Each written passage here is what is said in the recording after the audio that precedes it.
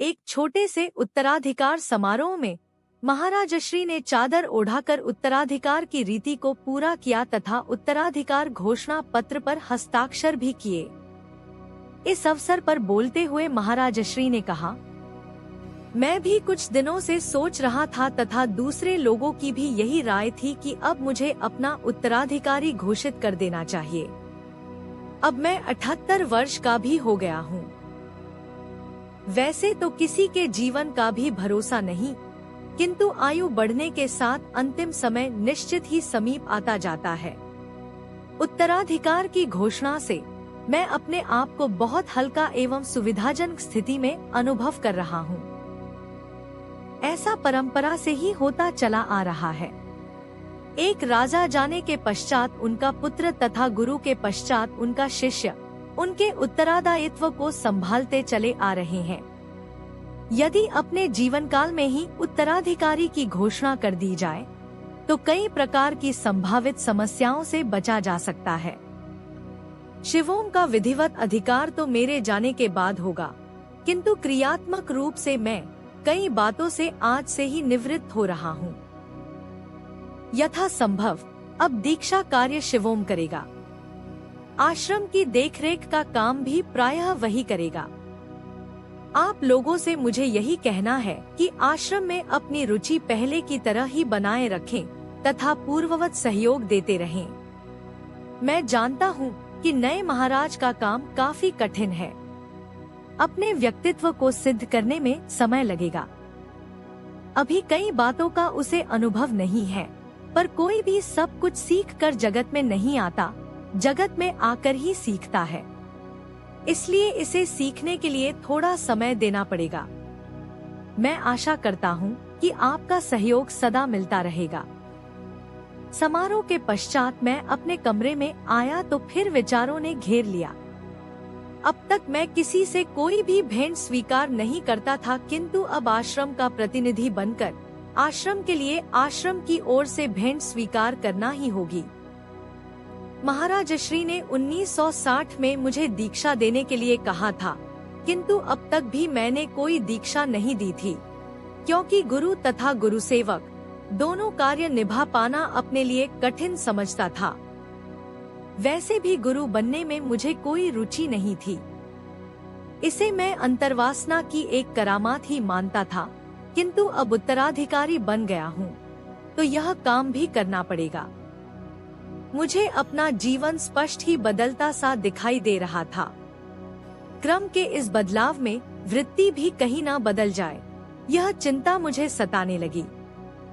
चारों ओर वैभव तथा सुविधाओं का विस्तार हो तो अपने आप को संभाल रख पाना कितना कठिन होता है, यह मैं जानता था। फिर वही बात याद आ गई कि सिर यदि ओखली में दिया है तो कुटवाने से क्या डरना। पिछले 5-6 वर्ष में जगत का काफी अनुभव हो चुका था। न कोई मित्र न शत्रु, मन में जो है।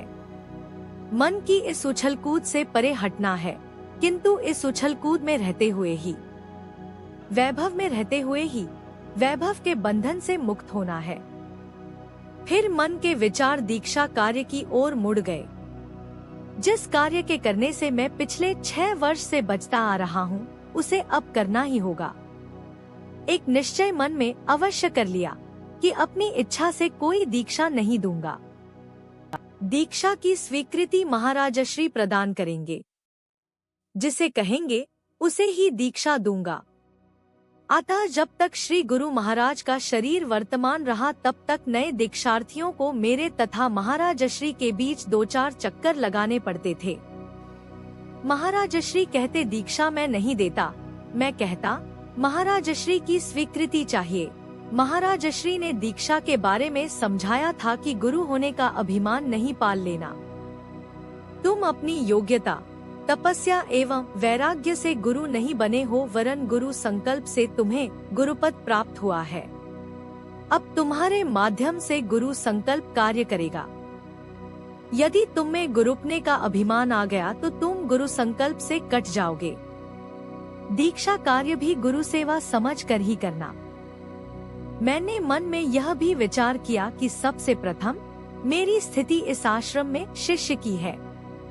शिष्य होने के नाते ही मैं किसी का गुरु बंधु भी हूँ, उत्तराधिकारी भी तथा अब गुरु बनने भी जा रहा हूँ। इसलिए महाराज श्री के साथ मुझे सदैव ही एक शिष्य की ही भांति रहना चाहिए। दूसरों के लिए चाहे मैं कुछ भी हो जाऊं, किंतु महाराज श्री की सेवा में अंतर नहीं आना चाहिए। अतः जब तक महाराज श्री का शरीर जगत में विद्यमान रहा, उनकी कुटिया की सफाई, कपड़े धोना, घूमने के लिए ले जाना आदि सभी सेवा कार्य पूर्ववत चलते रहे।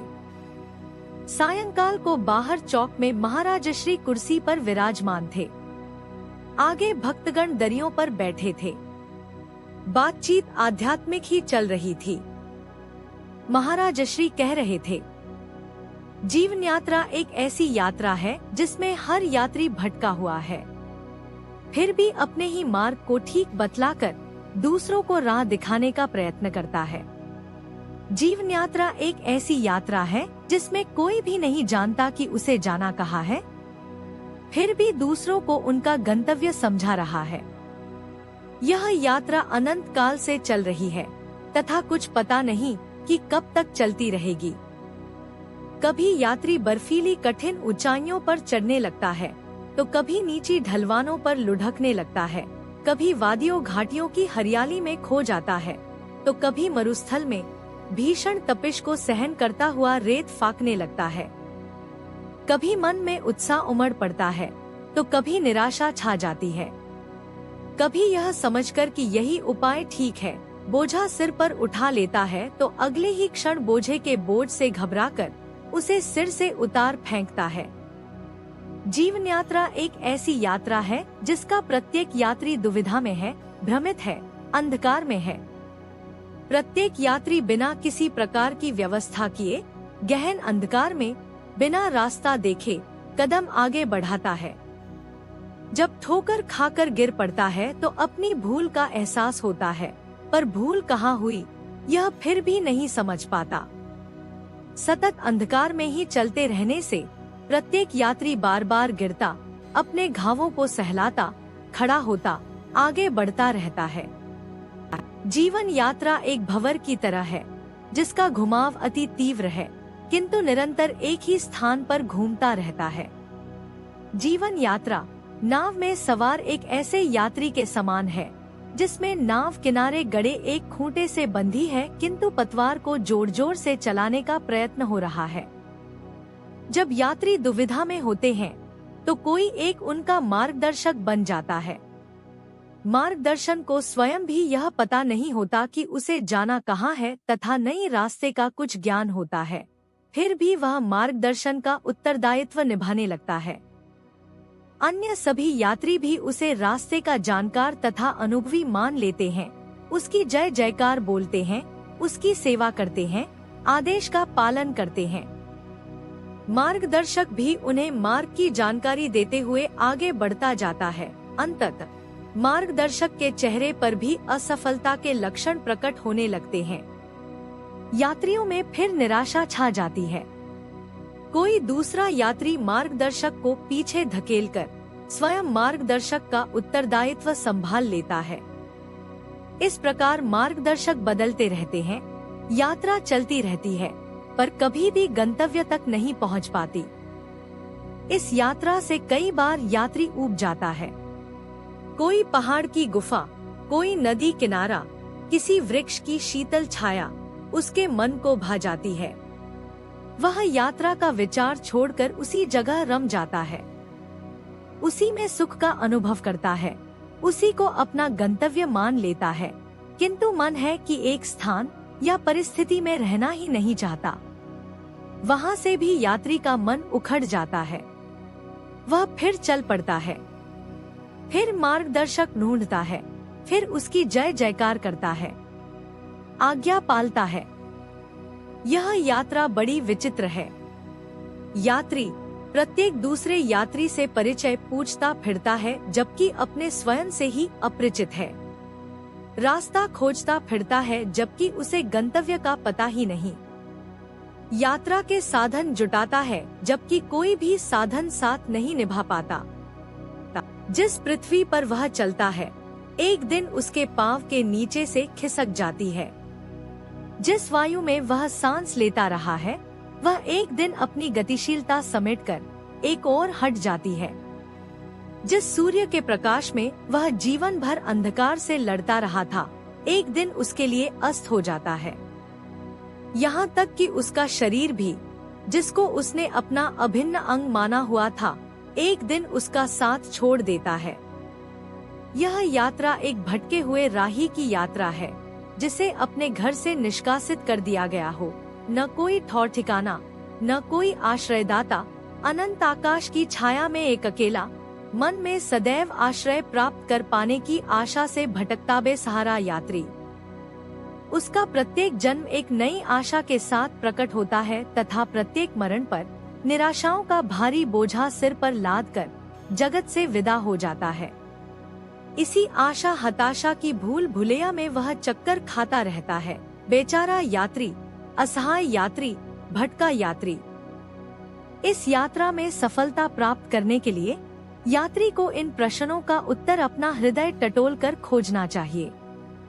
यदि वह बार बार असफलता के द्वार पर ही जा पहुंचता है, तो ऐसा क्यों होता है?